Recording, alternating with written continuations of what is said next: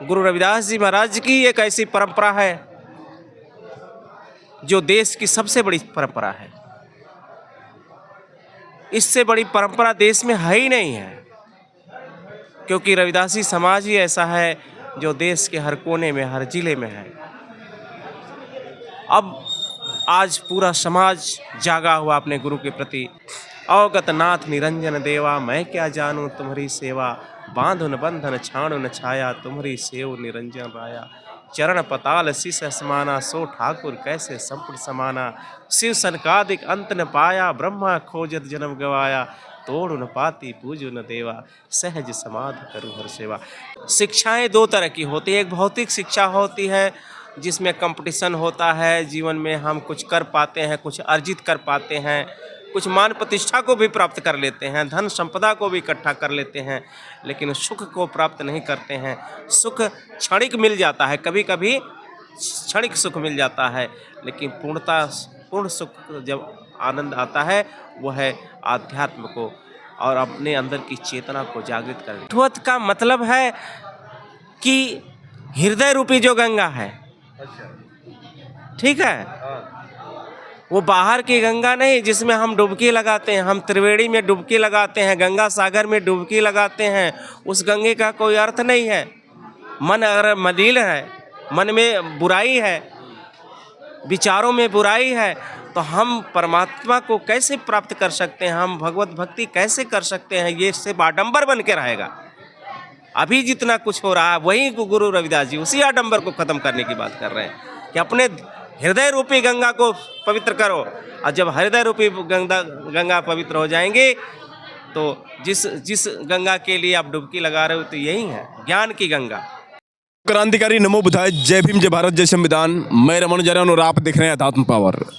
साथियों, आज हम मौजूद हैं सदगुरु संत शिरोमणि गुरु रविदास जी के जन्म स्थल पर। जैसा कि आप सभी को पता है कि सदगुरु संत शिरोमणि जी का जो घर था सिर गोवर्धन में था और हम मौजूद हैं सिर गोवर्धन में।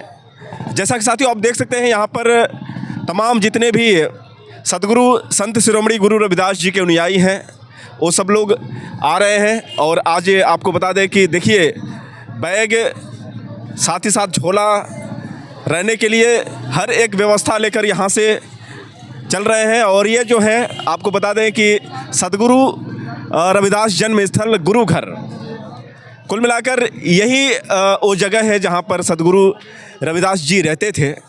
और मैं आपको दिखाऊंगा, ये मंदिर है सदगुरु रविदास जी का। यहाँ से आगे और मैं दिखाऊंगा, तब तक मैं आपको दिखा दूं कि ये मंदिर है जहाँ पर लोग दर्शन करने के लिए जा रहे हैं। यहाँ से चप्पल आप खोलेंगे और चप्पल खोलने के बाद सीधे आप मंदिर में प्रवेश करेंगे। और ये रहा सदगुरु संत शिरोमणि गुरु रविदास जी का मंदिर। और यहाँ पर देख सकते हैं साथियों, बहुत दूर दूर से लोग यहाँ पर आए हुए हैं। पंजाब से खास तौर से ज़्यादा लोग आते हैं। और यहाँ पर देख सकते हैं कि इधर देखिए सदगुरु संत शिरोमणि गुरु रविदास जी का भव्य मूर्ति। और यहाँ पर दर्शन करने के लिए जितने भी लोग आ रहे हैं, यहाँ पर देख सकते हैं सभी लोग सदगुरु संत शिरोमणि गुरु रविदास जी का दर्शन करते हुए। और कितनी चमचमाती हुई यहाँ पर उनकी प्रतिमा आप देख सकते हैं, वाह। और ये तमाम यहाँ पर सभी सदगुरु संत शिरोमणि गुरु रविदास जी के अनुयायी मौजूद हैं। जय सतगुरुदेव, जय सतगुरुदेव, जय सतगुरुदेव। गुरु जी हमारे वहाँ पर बहुत अच्छा लगता है। आज तो हम रविदास जी के जन्म स्थल पर आ चुके हैं, आज उनके घर पर आ गए हैं। ये तो बहुत ही सौभाग्य का वो है दिन। कल को जो हमारे गुरु रविदास जी की जयंती बड़े धूमधाम से मनाई जाएगी, पूरा बनारस रविदास में हो जाएगा। आप कहाँ से हैं? मैं जिला सहारनपुर यूपी से ही हूँ। भाई चंद्रशेखर आज़ाद के गांव के हैं? जी जी जी जी जी छुटमलपुर के रहने वाले हैं भैया चंद्रशेखर आज़ाद जी। देखिए भैया के आर्मी चंद्रशेखर आज़ाद जी, उनकी बहन हमारे दोस्त के यहीं भी आई हुई। उनकी बहन? हाँ। आपके दोस्त के? अच्छा अच्छा, क्या नाम है उनका? उनका सुशील कुमार जी। हाँ। आपका क्या नाम है? मेरा नाम सतपाल यादव। बहुत अच्छी बात है। देखिए यहाँ पर आते ही आते भीम आर्मी के चीफ चंद्रशेखर आज़ाद जी के रिलेशन से जुड़े आप लोगों का साधुवाद। बहुत बहुत क्रांतिकारी नमो बुद्धाय। जय भीम। जय भीम जी, जय भीम। कैसा लगा? आप पहली बार आ रहे हैं? नहीं, मैं यहाँ पे पहली बार आया हूँ। मैं मतलब जुड़ा है इस संस्था से बहुत दिन पहले। हमारे गुरुजी उधर बैठे हुए हैं। श्री सौभाग्य की बात है कि आज हम सदगुरु रविदास जी के, देखिए सबको ये सौभाग्य नहीं मिलेगा, जिनको गुरु बुलाएंगे वही आ पाएंगे। जी का आना होता है जी। अभी ये उधर एक झबरेडा से आए हुए हैं, उधर ये बांगुले से आए हुए हैं, हरिद्वार से उधर हरिद्वार से आए? हाँ जी, बिहार से हैं, अरवल जिला से। हमारे देखिए देश भर के लोग यहाँ पर अभी से, और कल जो है शिक्षा विभाग में है जी हमारे। अच्छा। हाँ जी, हाँ। और यहाँ पर देखिए तमाम जो भी संत जन मौजूद हैं, आप सभी को जय सतगुरुदेव। भीम नमो बुद्धाय सतनाम सरकार। एक बार फिर से बोल दीजिए, जय भीम नमो बुद्धाय। जय भीम नमो बुद्धाय सतनाम सरकार। कहाँ से हैं सर जी आप लोग? हम दुल्लापुर के धरती से, जिला गाजीपुर जी। अभी से एकदम भक्तों की रेला है, और कल तो शायद जगह नहीं मिल पाएगी यहाँ पर। जी आज जो दर्शन कर लेंगे सौभाग्य है, नहीं तो कल तो नसीब नहीं हो पाएगा जितनी भीड़ होगी मेरे हिसाब से। सबका होगा दर्शन, सबका होगा, सभी आत्माओं का होगा, सभी प्रिय आत्माओं का, सभी का दर्शन होगा। बहुत लंबी कतार लगी है बाहर। बात नहीं, सदगुरु के दरबार में सभी का दर्शन होगा सरकार। आज बहुत एक अलग चीज़ देखने को मिल रहा है। हर साल इस तरह से भीड़ होती है कि ये होती रहे, दिन पर दिन बढ़ती ही जाएगी। हाँ हाँ। मतलब रविदास जी के प्रति जो आस्था है, अब तो पहले लोग मतलब बहुत कम लोग जान पाते थे, लेकिन जब से सोशल मीडिया का ज़माना हुआ है और सभी लोग, अब जैसे कि मैं पहली बार आया हूँ, और देखिए सोशल मीडिया के ज़रिए से ही हमको पता चलता है, नहीं तो वही कहते हैं चिराग तले अंधेरा। हम तो गाज़ीपुर के रहने वाले हैं, लेकिन आज सौभाग्य, हाँ गाज़ीपुर के मैं कासिमाबाद क्षेत्र से हूँ। अगर आप दुल्लापुर से शोर के हैं, पश्चिमी शोर के, बुरकुड़ा की धरती से, बुरकुड़ा की धरती से हैं। हाँ हाँ। बुरकुड़ा तो जखनिया में पड़ता है। ये विधानसभा है ना। जखनिया से आप लोग तो दुल्लापुर के हैं, आप लोग तो नज़दीक है। तिरछी ग्राम कादीपुर जी। संत समाज से आप शुरू से हैं? बिल्कुल, बचपन से, 10 वर्ष से लगा हूँ। हाँ। वहाँ पर आप लोगों का मतलब एक आश्रम भी होगा? इस आश्रम तो जगह जगह है ना। हाँ, देखिए आपके साथ रविदास मंदिर में हमेशा आप लोग रहते होंगे, मेरे कहने का मतलब। सामने ही है, मौजूद है आपके। हाँ, और संत कन्हैयालाल रविदास मेरा नाम भी है जी। क्या बात है, शुरू बचपन से ही आपका नाम पड़ गया? जी जी। पूरा नाम बताइए आपका? कन्हैयालाल रविदास जी। आप कहाँ से हैं? हम तो यही बनारस से हैं। बनारस से ही हैं आप? आज तो भक्तों का एकदम रेला लगा हुआ है। आपको लगता है कि अभी भी लोग कुछ हैं जो अंधविश्वास आडंबर में फैले हुए हैं? और नहीं है, जितनी आत्मा है वो नहीं है आडंबर में, ये समझ लीजिए। हाँ हाँ, बहुजन के सदगुरु हैं, बहुजन के। हाँ हाँ हाँ। बहुत अच्छा लगा आप लोगों से बात करते हुए। देखिए यहाँ पर संत जन, ये क्या है आप लोग जो चरणामृत है? हाँ, गुरु जी का चरणामृत है। है। हमें भी नसीब होगा। बिल्कुल, थोड़ा सा हाथ में दीजिए। वाह, बोलिए जय सतगुरुदेव की जय। वाह, हमें भी सौभाग्य प्राप्त हुआ सदगुरु के चरणामृत को पीने का। और यहाँ पर तमाम जितने भी संत लोग मौजूद हैं, और यहाँ पर देखिए जितने भी यहाँ पर संतों का दरबार लगा हुआ है, तमाम यहाँ पर लोग आकर यहाँ पर प्रवचन सुन रहे हैं। जय सद्गुरुदेव। जय जय जय। धन्य हो आप जैसे संतों का हमें दर्शन प्राप्त हुआ। आपको भी ढेर सारी शुभकामनाएं, आशीर्वाद। आप हमारे दर्शकों को कुछ बताएंगे अपने माध्यम से कि आज कितनी भीड़ है, कल कितनी भीड़ हो सकती है, और जो सच्चे अनुयायी हैं सदगुरु रविदास जी के, किस तरह से उनके विचारधाराओं पर चलकर आगे अपने आत्मा का कल्याण कर सकते हैं। पहले तो आज सदगुरु रविदास जी महाराज के जन्म जयंती के पूर्व संध्या पर दुनिया भर से आए लोगों को और दुनिया भर में रहने वाले गुरु रविदास प्रेमियों को ढेर सारी शुभकामनाएं, आशीर्वाद, लख लख बधाइयाँ। और इस गुरु रविदास जी महाराज के जन्मभूमि श्री गोवर्धनपुर में लाखों संख्या में अनुयायी दुनिया भर के आए हैं, क्योंकि गुरु रविदास जी महाराज की एक ऐसी परंपरा है जो देश की सबसे बड़ी परंपरा है। इससे बड़ी परंपरा देश में है ही नहीं है, क्योंकि रविदासी समाज ही ऐसा है जो देश के हर कोने में, हर जिले में है। अब आज पूरा समाज जागा हुआ अपने गुरु के प्रति, और यही कारण है कि गुरु रविदास महाकुंभ की तरह ये कुंभ है। ये मेला ही नहीं, कुंभ है। और गुरु जी के विचारों पर समाज अब चल पड़ा है। और गुरु रविदास जी महाराज की विचारधारा क्या है? उनका दो विचारधारा है, एक भौतिक, एक आध्यात्मिक। भौतिक जीवन में हम जो है कि सत्संगत मिल रही है माधव जैसे मधुक मखीरा, ये शब्द करके गुरु जी कहते हैं कि आप भौतिक जीवन को ऐसे जियो कि जैसे मधुमक्खियाँ जो है शहद के छत्ते से लगी रहती हैं, क्योंकि उसमें मिठास है, रस है, जीवन का आनंद है। उसी तरह से संतों के सानिध्य में जब रहोगे तो जीवन का आनंद मिलेगा, जीवन का सुख मिलेगा। और जब जीवन का सुख मिलेगा तब आप इस संसार, भौतिक संसार से दूर होकर के आध्यात्मिक जीवन में चले जाओगे। और जब आध्यात्मिक जीवन में जाओगे तो जीवन की पूर्णता को प्राप्त कर जाओगे। और जैसे ही पूर्णता को प्राप्त कर जाओगे, फिर गुरु जी कहते हैं प्राणी क्या तेरा क्या मेरा, जैसे तरवर पंच बसेरा, कि तेरे मेरे का भाव खत्म हो जाएगा।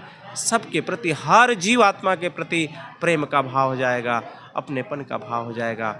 और हम इस जीवन में मनुष्य के रूप में आए हैं तो सच्चे अर्थ में हम जीवन फिर जी पाएंगे।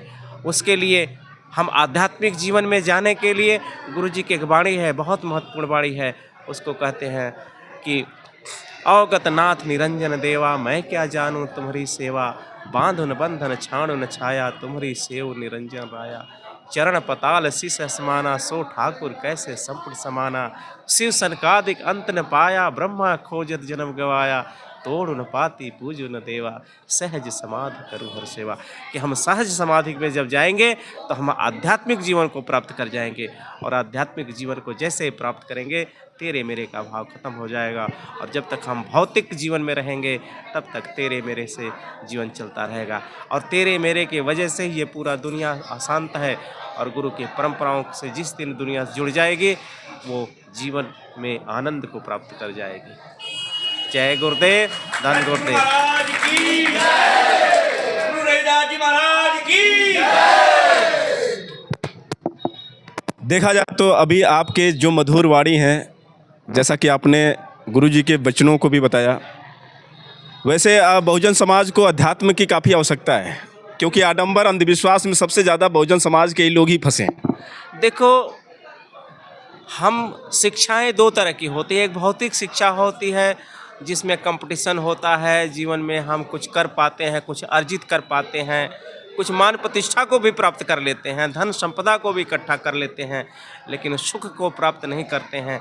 सुख क्षणिक मिल जाता है, कभी कभी क्षणिक सुख मिल जाता है, लेकिन पूर्ण सुख जब आनंद आता है वो है आध्यात्म को और अपने अंदर की चेतना को जागृत करके। जैसे जैसे हम चैतन्य होते जाएंगे, हमारा विवेक जागृत होगा और हमारी दृष्टि प्रबल होती जाएगी इस संसार को। तो मनुष्य को, जिसको आप बहुजन समाज कहते हैं, मैं बहुजन नहीं, सारे समाज मनुष्यता की बात करता हूँ कि अगर तो जीवन में शांति चाहिए तो जैसे बुद्ध सत्ता को छोड़ दिए, सिंहासन को छोड़ दिए, ध्यान को पकड़े। महावीर स्वामी ने सत्ता को छोड़ दिया, सिंहासन को छोड़ दिया, ध्यान को पकड़ा। कबीर ने ध्यान को पकड़ा, महल नहीं बनाया। गुरु रविदास ने महल नहीं बनाया, ध्यान को पकड़ा। और कबीर, गुरु रविदास, नामदेव, तिलोचन, सैन, गुरु नानक देव जी महाराज, उनके 10 गुरु, सब के सब इस दुनिया में अगर शांति चाहिए तो आध्यात्म को पकड़ना होगा। और आध्यात्म क्या है? हमें अंदर की चेतना को जागृत करता है। और जितना हम चैतन्य होते जाएंगे उतना प्रेम से भरते जाएंगे, आनंद से भरते जाएंगे। और जिसके पास जो होगा वही देगा। अगर हमारे पास आनंद होगा तो हम आनंद को बांटेंगे, हमारे अंदर अशांति होगी तो हम अशांति को बांटेंगे। तो इस दुनिया में मानवता तभी बचेगी जब आध्यात्म को, क्योंकि आप देखो ईमानदारी से दुनिया के जितने, मैं बार बार दुनिया की बात इसलिए करता रहता हूँ कि आप दुनिया में देखो जितने भी दुनिया में देश हैं सबने कानून बनाया है बुराई के खिलाफ, उसके निर्धारण भी रखा है कि इस बुराई के खिलाफ इतनी सजाएं हैं, ये काम करोगे तो ये इतनी सज़ा मिलेगी। और पूरे दुनिया में धर्म का प्रचार हो रहा है, सत्संग हो रहा है, मठ मंदिर गिरजाघर गुरुद्वारे में घंट बज रहे हैं, अजान हो रही है। लेकिन अगर ठीक से सर्वे करोगे दुनिया का तो बुराई बढ़ रही है, घट नहीं रही है। क्यों?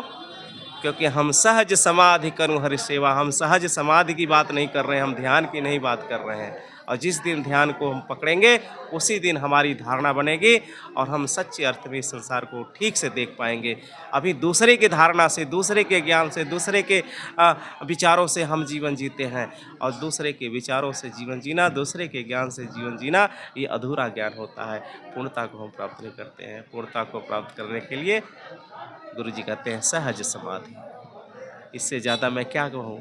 ये तो वही पर सटीक बैठती है आपकी वाणी, जो मन चंगा कठौती में गंगा। बस बस वही, वो तो महामंत्र है दुनिया में। मैं तो जाता हूँ, ये तो दुनिया का महामंत्र है।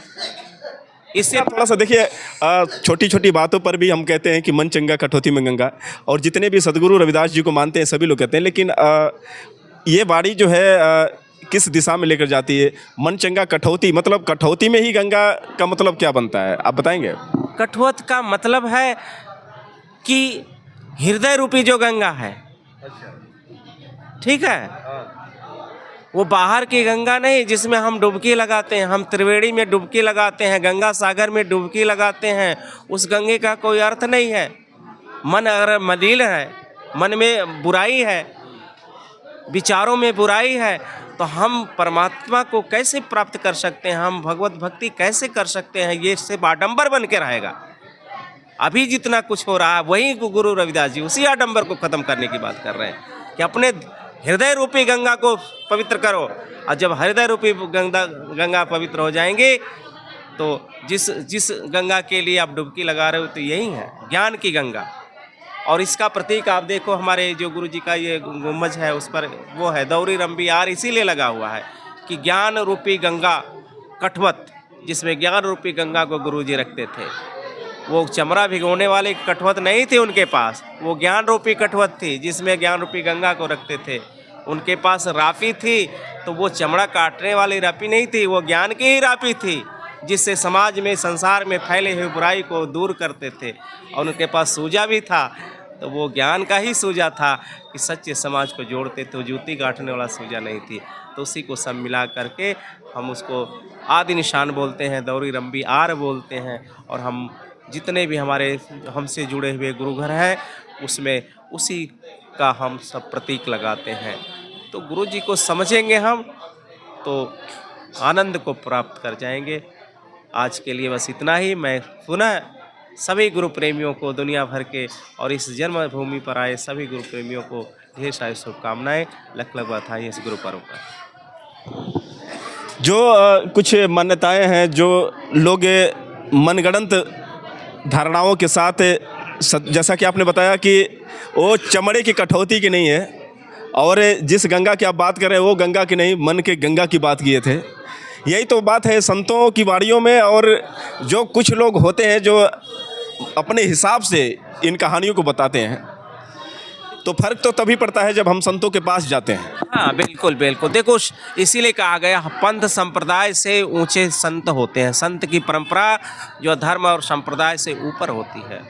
वो अलग बात है कि हम सद्गुरुओं के नाम पर अपना संप्रदाय बना लेते हैं, अपनी वर्चस्व बनाते हैं, लेकिन गुरु तो सबके लिए होता है, सबको सन्मार्ग पर ले जाता है।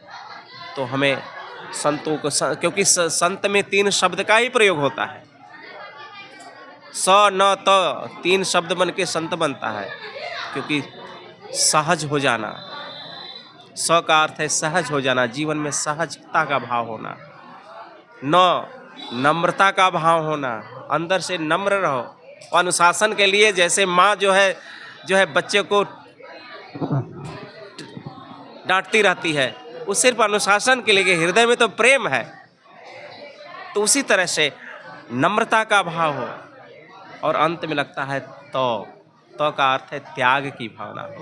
अगर ये 3 शब्द है, सहजता, नम्रता और त्याग, तो हर व्यक्ति संत ही हो सकता है। गेरुआ पहनने वाला सतगुरु भगवान की हाँ, तो गेरुआ पहनने वाला व्यक्ति ही संत नहीं होता, सब हो सकते हैं। गृहस्थ के रूप में रह करके हमारे संतों ने ही तो दिया है।